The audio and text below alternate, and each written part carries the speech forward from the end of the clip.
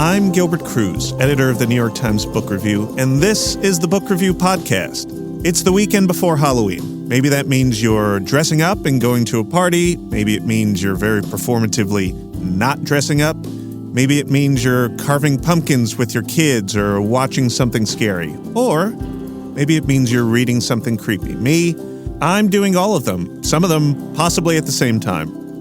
So on this week's episode, I'm here to talk with book review editors Tina Jordan and Sadie Stein, who's calling in from London, about frightening books, ghost stories, why we like them, why we love them, and some recommendations for you listeners.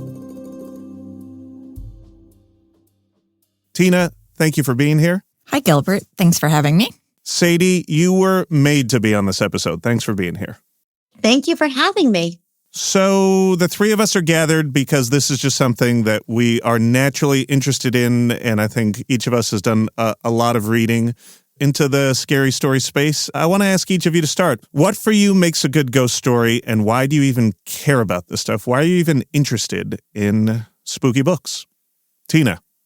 Well, I think the kind of creepy, scary book I like isn't, for the most part, categorized as true horror fiction. It would be closer to call it Gothic fiction, novels and short stories set in dark, bleak, fog-filled places, castles, dilapidated British manor houses, things like that. The kinds of books where, at least in the beginning, nothing overtly scary happens, but also, from the first page, you have the nagging sensation that something is not quite right.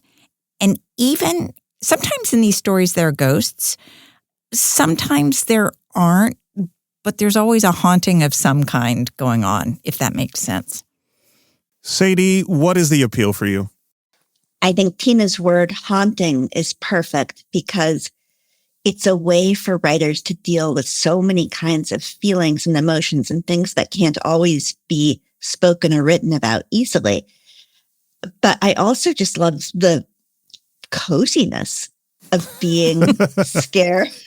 I know that we all have our coping mechanisms, but for me, a kind of eeriness that can be turned often on your own schedule is tremendously comforting. Why do you like them, Gilbert? There's just something broken inside me where I can only feel by being scared. So you do read to be scared. That's why you read. I think there are lots of people who like scary stories because they like the idea that there might be a dimension beyond the one we're living in, right? Like, what if ghosts are real? My favorite stories, I realize, tend to deal often with mediums and people almost maddened by grief, desperate to find something on the other side. And this might be a weird peculiarity of my family because a lot of them were spiritualists, like way longer than it was popular to be. But I think you can't escape the connection to death and the afterlife. And it's very comforting in a way if you're not necessarily subscribing to more conventional modes of religion. So we need to take a detour. You have to tell us more about your spiritualist family members. Well, as you probably know, there were a few big bumps in spiritualism in America, and one big one came after the Civil War because they tend to occur after people have lost a lot of people, and particularly after the Civil War when the bodies were very far, which was new for Americans. And so they really didn't have a kind of closure. And in short, mediums started making a mint, and most of them were charlatans. And there was a certain group of people, and there's a great book about this by Deborah Blum called The Ghost Hunters, which I recommend to everyone, in which William James and a bunch of other scientists and philosophers really looked into this seriously and wanted to find out if there was anything to ESP beyond the charlatans. And what's so interesting about it is that they found incredible things, inexplicable things, but they couldn't find anyone who wasn't also a charlatan. So it remained completely inconclusive. Like, no one could turn it off and on all the time, even if there seemed to be something going on they couldn't explain. They were doing it for money, which compromised it. But my I guess, great-great-great-grandfather was really into this. And not very long ago, I inherited all his papers, all his ghost sightings from his life, and they are incredibly boring. And he's like, I won this game of checkers with this guy at the boarding house. It's like 90% that, but you were into it. And so I come by it honestly. And there's also a spiritualist church, the last chapter, right near my house. And sometimes I like to go. And I find that very comforting and kind of moving. I just want to interject something tiny and related in a little way here, which is that some of the writers whose ghost stories, short stories, novels that we read now were also spiritualists, like Arthur Conan Doyle. Oh, totally. Sadie, I asked for this detour, and I wanted this detour. And I guess I'll ask as a follow-up, Sadie, it seems like that just meant that you were always going to be someone who's interested in these types of books. What were some of the earliest stories or books that you remember reading? Yeah, I think I was probably always open to the idea of it in a way, and also interested in what it did for people. But in terms of the things that I remember reading, well, Scary Stories to Tell in the Dark, specifically The Green Ribbon, Yes, is the most formative, probably literary experience of my life. Remind listeners what that story is about, because that was also one of my earliest memories. There's a young woman named Jenny who all her life has worn a green ribbon around her neck. She grows to young womanhood. She marries. She grows to adulthood. She has children. She ages. She dies. Someone unties the ribbon from her corpse. Head rolls off. It's been holding her head in place for these 80 years. Wait, is that how? I remember the story differently. That's incredible. How do you remember? I remember after she gets married, her husband asks, they've been courting, and he asks her to take the ribbon off. He's been asking her for a long time, and she finally says, all right, now that we're married, I will do so. And she takes the ribbon and her head falls off. Well, that would be a lot more interesting in a way. I have been too scared to reread it, so I defer to you. I know. You probably have. Maybe we should have done some fact checking before this. But listeners, you get the idea. There's a ribbon, it holds the head on, head falls off. So Scary Stories to Tell in the Dark. Absolutely. Let's see. And then, well, the first movie that I really loved was Something Wicked This Way Come, which was a Disney film, but really scary. And then I read the Ray Bradbury book. It was based on Probably Too Young.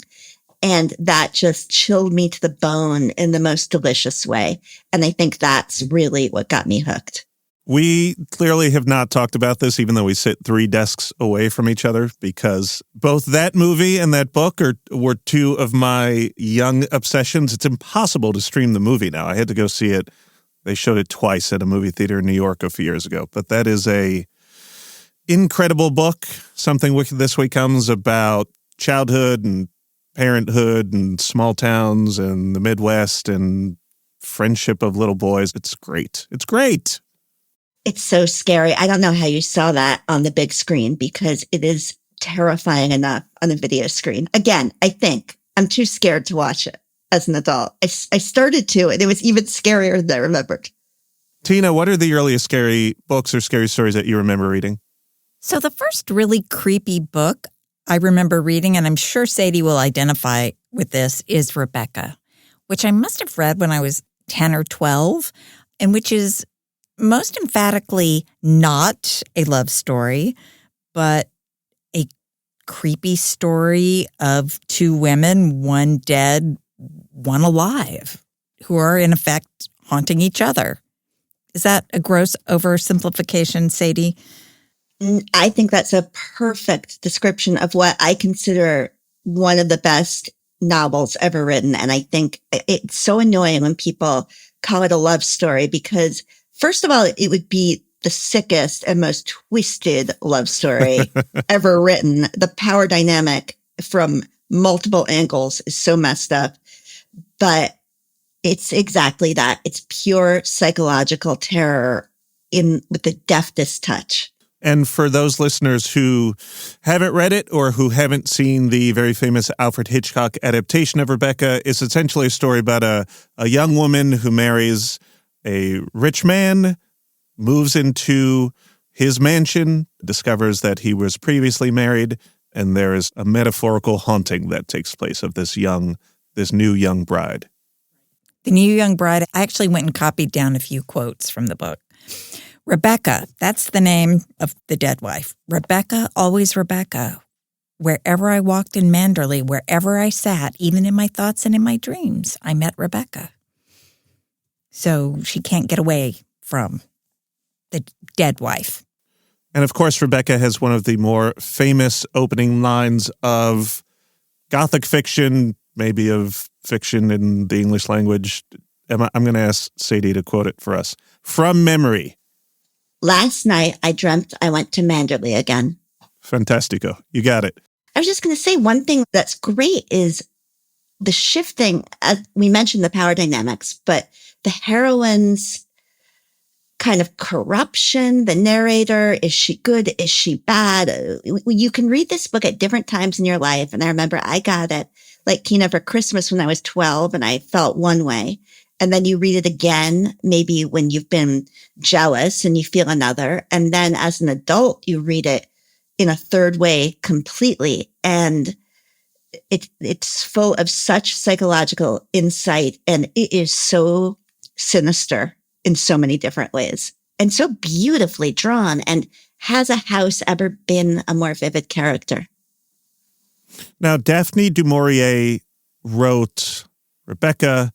She wrote the story that The Birds was based on.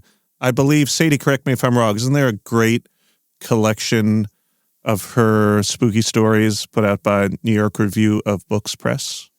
Yeah, they put out Don't Look Now and Other Stories, another great movie based on her books. And that also includes another one I love called Monte Verita, which I once read about and read like the wind. And it's not so well known, but I highly recommend it.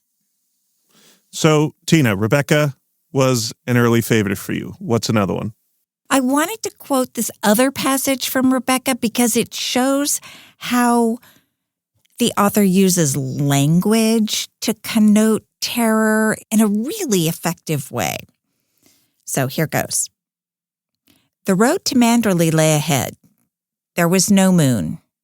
The sky above our heads was inky black, but the sky on the horizon was not dark at all. It was shot with crimson like a splash of blood, and the ashes blew towards us with the salt wind from the sea. Isn't that delicious? No one loves to quote on this podcast more than I Tina know, Jordan. I'm sorry. That was good. That was a good one. Tell us another book that was influential on your young, spooky story childhood. Well, so there was a path from Rebecca to The Exorcist, right? And The Exorcist so scared and terrified me for so many years that I veered straight back to the Gothic, I'm afraid. So The Exorcist, very famous movie that is celebrating its 50th anniversary this year, came out in 1973. The book, written by William Peter Blatty, came out in 1971. Why did you read that? I think somebody must have given it to me. You know how when you're in grade school, middle school, junior high, you're passing around all the books you know that your parents don't want you to read? That was one of them. The Godfather was another, but that's for another discussion. And why did The Exorcist turn you back towards the Gothic? It turned me back toward the Gothic because it was so terrifying. Like, I didn't sleep for a year or two. What about it? I don't know. Demonic possession terrified me. Literally. Like, I knew that I liked being scared. I knew I liked the feeling of being scared, but I didn't like the feeling of being terrified. And that's different. And that's different. Uh-huh. Why? Tell me more about that. Oh, I don't know, Gilbert. It's like I'm not afraid that I'm going to die when I'm reading Rebecca. You're just afraid that your husband's going to lie to you. Right. Yeah. We'll be right back.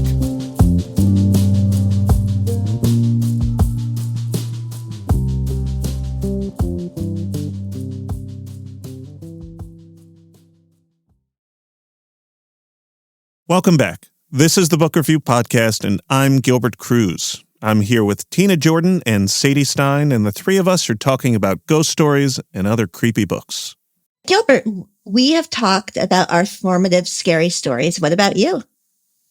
Well, you mentioned one of them, Sadie, which was Scary Stories to Tell in the Dark. There were actually 3 volumes of this that came out when I was a kid. They were written by Alvin Schwartz. They were illustrated. This is the important part. They were illustrated, the original illustrations by Stephen Gimmel. And the stories were great, but the illustrations were terrifying. And I remember many of them to this day. And they were so scary that several years ago, they re-released new editions with drawings and illustrations that were less traumatic. I remember a close-up drawing of an eyeless woman with stringy hair. I actually have all of them now at home. I've shown them to my 9-year-old child, and he loves them, as all kids do. Of course, if you see something weird and creepy and scary, you're both going to be repelled by it and also attracted to it. And so I remember reading all of those, The Green Ribbon. There was a story, I don't remember the name of the story, but the punchline was there's room for one more. A version of this was made into a Twilight Zone episode, I believe. They're all so punchy and bitsy. They're 2, 3, 4-page ghost stories, scary stories, pieces of folklore, regional mythology, and they were creepy as heck. And I love them so, so much. And I think that was the thing that sparked my imagination at a young age. Enough with the nostalgia, enough with the reminiscing. I'd love for us to talk about some books, collections, stories, what have you, that we think listeners of the Book Review podcast should check out. So, Sadie, I'd love for you to start. Well, if I were telling people to read one, I think I would have to go with a classic, which is Edith Wharton's Ghost Stories. And they are have been collected a bunch of times, but New York Review Classics put out a very good collection, I guess last year, maybe 2 years ago, which is Wharton's own selection and her own ordering. And what's really neat about it is she used ghost stories as a medium throughout her career to deal with everything. And this collection spans most of that writing career. So you really see a changing world. And being Wharton, she observes it beautifully. She observes the class dynamics, the sexual tensions, the houses and interiors. And they are intelligent. They are deft. There is not a word wasted. They're just really good short fiction besides everything else, but they are really scary. And much like Rebecca, some of the scariest don't have ghosts leaping out. But what's real, what's in the mind, what's suppressed, and what the society impose upon people, especially women. Must read them. Sadie, does that collection have the really scary story that's called something like The Lady's Bell in it? The Lady's Maid's Bell. And I'm so glad you brought that one up because that's one of the early ones she wrote. And then there's my favorite, All Hallows Eve, which is an echo of it, but written about 40 years later in a very different world. And if you look closely, maybe it's coincidence, but there is a maid with the same name. So definitely read those two together. Sadie, do you think people are aware that Edith Wharton was a great ghost story writer? I don't know. If they don't, they should be, because she's really one of the masters of the genre. She was coming out of the Victorian tradition, and we all know that was a great era for collating traditional ghost stories, writing new ones, using it to talk about a lot of coded subjects. And she just ran with it as a genre. And she wrote hundreds and hundreds. I've not read them all by any means, only those that are collected. And that's a fraction of them. But if you like Edith Wharton, or if you like ghost stories, I really can't urge you enough to read it. Sadie, I feel like if one knows of Wharton's ghost stories, maybe they know the story afterward, which is included in that collection. But I read this book recently as well, and it was the first story in that collection. I can't recall the name, but it's the one where the woman finds herself alone in a house. That's All Hallows Eve. Is that All Hallows Eve? Okay, we won't give it away, but very little happens in that story. And yet the mood, the tension it's unparalleled. It's incredible. She's such a master. Oh my gosh. I want everyone listening to read it right now and call us up and we can all just talk about it. Listeners, I love Sadie's enthusiasm, but do not call me. Give us another one, Sadie. Well, I'm actually going to recommend one I've just picked up. I happen to be in the UK right now. And as you doubtless know, this is a great place to buy ghost stories. They take horror so seriously. It gets its own section in fiction, as it should. And you have a mixture of classic collections like Sheridan Le Fanu, Walter de la Mare, and then new writers. And I picked up a book called 8 Ghosts, which is put out in connection with English Heritage. And each of the stories by a contemporary horror writer is set at some real life heritage house or space in the UK, which is just a neat idea. And all of them, you can visit them. And there's a terrific mix of writers. You have Jeanette Winterson, Andrew Michael Hurley, Sarah Perry. I'm really enjoying it. And just the luxury of having good new writers writing ghost stories is my idea of heaven. That is a great idea. What are some of the, just curious, what are some of the locations? There's everything from great houses to haunted pubs to haunted theaters, each of which all over the country, they made a point of distributing them across. There's one in the Scottish Hebrides. So I'll bring it home to New York. I'll bring it into the office. We can all read it and you'll see it. I would love to check this out. I feel like I have not read enough about haunted pubs. This is great. Tina, what about you? What are some recommendations? So I want to jump off Edith Wharton for a second because one of my favorite ghost story writers is actually an Edwardian writer named M.R. James, who's coming after the Victorian era where you had a lot of ghost stories that were clanking things in basements and chains. I don't know. James's stories are much more subtle. And there's one that is so purely terrifying that I've never been able to get it out of my head since the first time I read it. It's called Oh, Whistle, and I'll Come to You, My Lad. And it was first published in a collection in 1904. I don't like that title. Yeah, I'm sure you don't. So here's the basic setup. I won't give anything away. A professor at a remote hotel on the eastern English coast is looking at a site, I believe it's a monastery, a church, something like that, to see whether it might be good for an archaeological dig. Like, should his universities set their next dig there? And he's walking around, and there's some masonry, like it's not all underground, some of it's above ground, and he finds something in a bit of masonry, and he pulls it out. It's a cylinder. He puts it in his pocket, takes it back to his room, and he sees that it's very old, and it's bronze, and it's got some Latin inscription on it, and I've never forgotten this. He translates it to himself as, "Who is this? Who is coming?" And then he stupidly blows the whistle. And let's just say it summons something. Why would he do that? I don't know, but it is so atmospheric and terrifying. Okay, I've not read that one, and I'm going to. That's a great recommendation. I know you have a couple more recommendations. What's another one? I do. So let me give you a much more recent one. Okay. Let me give you one called The Hunger by Alma Katsu, which is a horror retelling of the story of the Donner Party. It's already horrifying without... It's already horrifying, right? Yeah. So just to recap, for those who don't remember 8th grade history, the Donner Party, a group of settlers going west, got trapped in the Sierra Nevada over the winter. Most of them died. Some of them ate one another in order to live. Like, I don't think there were very many left by the time the snow melted and they could get down off the pass, right? Mm-hmm. So in this retelling, which is actually up until a point very historically accurate, you feel like you're actually learning things about the Donner Party, right? The first sign of trouble comes one night when a boy is dragged out of his wagon where he's sleeping, and the next day, at first they can't find him anywhere, and then when they find him, like, he's just a skeleton, picked clean.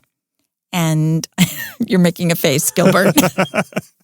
And so the rest of the Donner Party are quick to blame the local indigenous tribe. The indigenous tribe is like, oh no, like, we know what this is. This wasn't us. And it turns out to be this scary demon and this is going to sound corny, but it's actually one of the most deeply terrifying books I've ever read. This demon who can slip inside people's bodies to eat other people. Did you just give away the whole book? I don't think I did. Okay. Sorry. My mind had to race there for a minute, but you are aware, and that's sort of what insulates it for you and keeps it so that you can keep reading, because you feel like there is a reason that these humans are like gnawing on each other with such gusto. Yeah, having read it, I can say that she does not give it away at all, because we all know how the Donner Party ends, and this is a counter narrative, and therein lies the thrill. It reminds me of a book that came out, I don't know, maybe 15 years ago called The Terror. This was a book by Dan Simmons. They made it into an AMC limited series, and it also takes a historical disaster as a jumping off point for even more horrific events. This is about the Franklin expedition to try in the mid-1800s to find the Northwest Passage. There were two ships, the Erebus and the Terror. They got stuck in the Arctic, and in real life, many of them died. I don't remember if they all died. And in this book, The Terror, there's a supernatural layer that is added on top of that historical tragedy. Great book, The Terror as well. I would recommend that. Okay, Tina, one more recommendation. One more recommendation. I'm going to go with The Little Stranger by Sarah Waters, which is going to veer straight back to the Gothic. All the ingredients of the Gothic are here. This takes place in a moldering Georgian manor on the English moors, where a local doctor, has been called to see a member of the family who lives there. And before long, he's learning more about the family. He makes several visits there. There's some menacing, baffling, terrifying things happening in the house.